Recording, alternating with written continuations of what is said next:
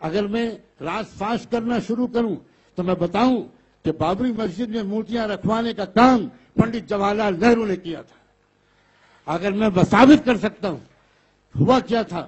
اس وقت ہندو مہاسبھا ایک بہت بڑی تحریک چلا رہی تھی، اور اس وقت جس وقت بابری مسجد میں 22-23 دسمبر 1949 کی رات میں مورتیاں رکھی گئیں، ہندو مہاسبھا کے لوگوں نے رکھی، یہ سب جانتے ہیں. اس کے بعد ہندو مہاسبھا کے لوگوں نے جواہر لال نہرو پر پریشر ڈالنا شروع کیا کہ یہ آپ نے کیس کیوں چلوا دیا، ہمیں مندر بنوانے دیجیے. تو نہرو جی نے ان کو بند کمرے میں بلایا اور انہوں نے کہا ذرا عقل سے کام لو، عقل سے. خالی جوش سے کام لینے سے کام نہیں چلتا.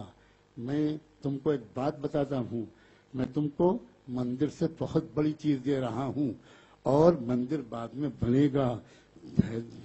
دھیرے سے کام لو، پیشنس سے کام لو. کیا دیں گے آپ پنڈت جی؟ بہت بڑی چیز کیا دیں گے؟ تو جانتے ہیں آپ، انہوں نے کیبنٹ میں پیش ہونے سے پہلے جو ریزولوشن تیار ہوا تھا وہ سیکرٹ کانفیڈینشیل ڈاکومنٹ ہندو مہاسبھا کے لیڈروں کو دکھایا، اور اس میں انہوں نے یہ دکھایا کہ جانتے ہو میں ایک چیز لا رہا ہوں، وہ یہ کہ یہاں شیڈول کاسٹ اور شیڈول ٹرائب کو جو ریزرویشن کی سویدھا ملی ہے کانسٹیٹیوشن میں پریزیڈنشل آرڈر چپکے سے نکلوا کر اس کے اندر سے مسلمان اور کرسچنوں کو نکال رہا ہوں. اس کا مطلب یہ ہوا کہ آئندہ کوئی شیڈول کاسٹ اور شیڈول ٹرائب کا انسان وہ کبھی بھی اسلام اور کرسچینٹی قبول کرنے کی ہمت ہی نہیں کر سکتا، اور جو بن بھی گئے وہ بھی واپس آ جائیں گے. اب بتاؤ ہندو سماج کے تحفظ کے لیے ایودھیا کا مندر زیادہ ضروری ہے یا 1950 کا پریزیڈنشل آرڈر؟ یہ لین دین ہوا پنڈت جواہر لال نہرو میں اور ہندو مہاسبھا میں، اور آج ہمارے لاکھوں مسلمان اور کروڑوں مسلمان پنڈت جواہر لال نہرو کو سیکولرزم کا علم بردار سمجھتے ہے. ادب شرط منہ نہ کھلواؤ. تاریخ ہم نے پڑھی ہے، اور میں چیلنج کے ساتھ کہتا ہوں کوئی بڑے سے بڑا کانگریس کا لیڈر آ جائے، راجیو گاندھی مر گئے، راہل گاندھی آ جائیں، کوئی لیڈر آ جائے اور میرے سامنے آ کر کھل کر بات کرے اور یہ کہے کہ کانگریس سیکولر پارٹی ہے.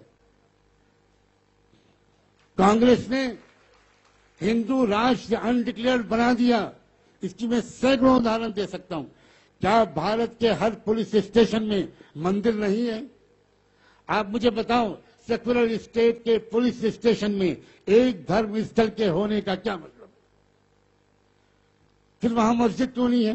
پھر وہاں چرچ کیوں نہیں ہے؟ پھر وہاں گردوارہ کیوں نہیں ہے؟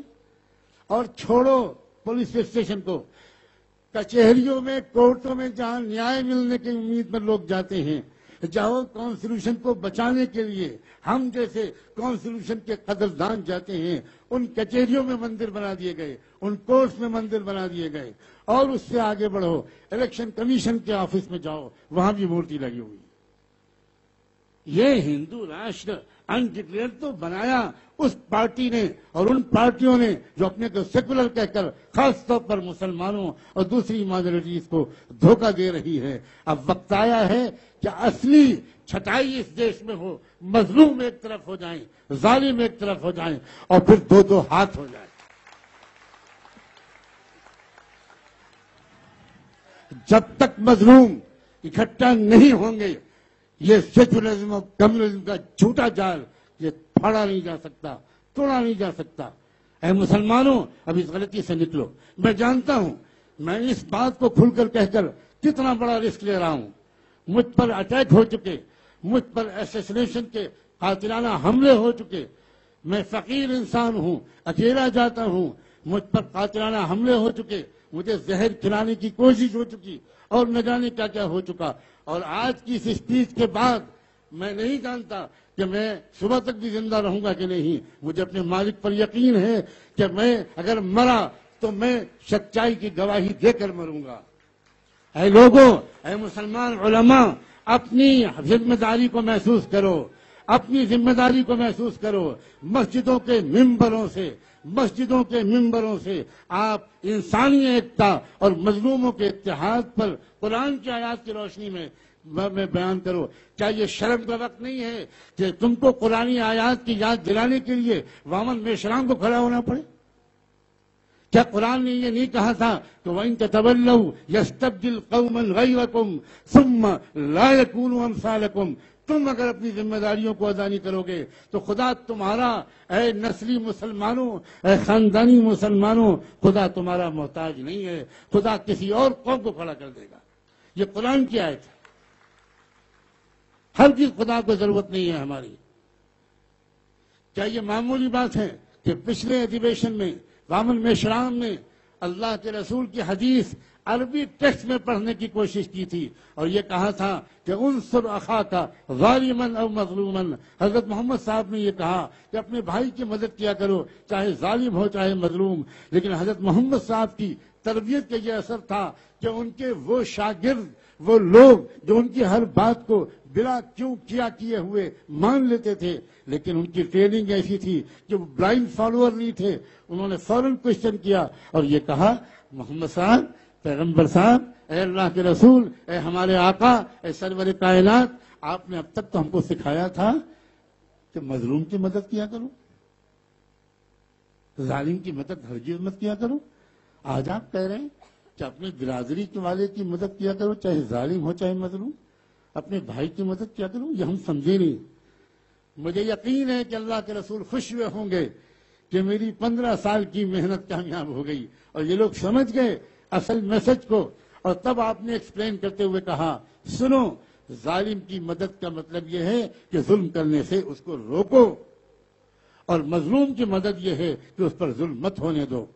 میں تو یہاں تک کہنے کو تیار ہوں 2,500 سال سے جن مسلمانوں، جن مظلوموں پر، جس دیش میں لاکھوں کروڑوں انسانوں پر ظلم ہو رہا تھا، مسلمانوں کو جب اس دیش میں موقع ملا حکومت کرنے کا، تب بھی انہوں نے ان مظلوموں کی وہ مدد نہیں کی جو وہ کر سکتے تھے. اور آزادی کے بعد بھی مسلمان ان مظلوموں کی طرف دیکھ ہی نہیں رہے.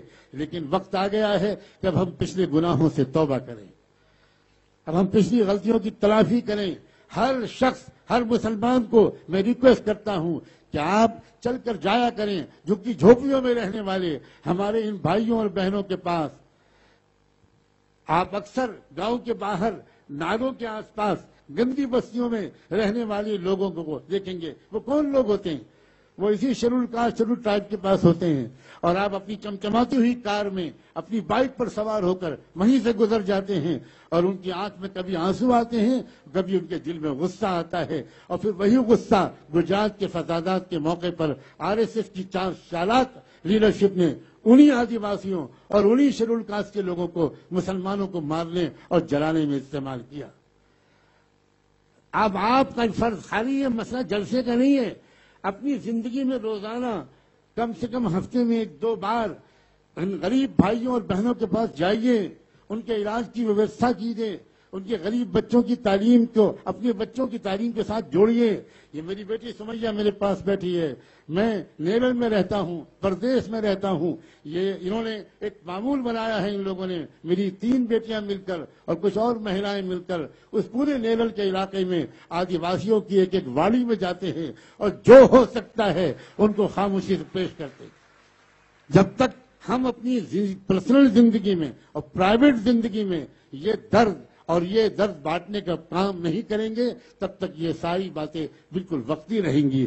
میں اس وقت صرف یہ پیغام دینا چاہتا ہوں کہ دیش میں سیکولر اور کمیونل کی تقسیم یہ بالکل جھوٹی تقسیم ہے. یہ اصلی براہمن سسٹم کو ایک پردہ ڈالنے کے لیے ایک چادر ڈالی گئی ہے. اب بامسیف اور بھارت مکھی مورچے اور اس کی ویژنری لیڈرشپ اور ان جانثار جوان ساتھیوں کے اس ٹیم کے ذریعے سے یہ پردہ فاش ہو رہا ہے اور سچائی سامنے آئے گی. میں سمجھتا ہوں کہ مجھے اسی پر اپنی بات کو ختم کر دینا چاہیے. مغرب کی نماز کے وقت میں اب تھوڑی دیر ہو گئی، ابھی بھی نماز کا وقت باقی ہے. مسلمان بھائی بہن وہ نماز پڑھ لیں، اس کے بعد اگر کسی کو جانا ہے ضروری تو جائیں. ابھی ایک سیشن اور ہوگا اور شاید اس سیشن میں بھی اپنی بیماری کے باوجود میں کچھ کہوں. بہت بہت شکریہ آپ سب.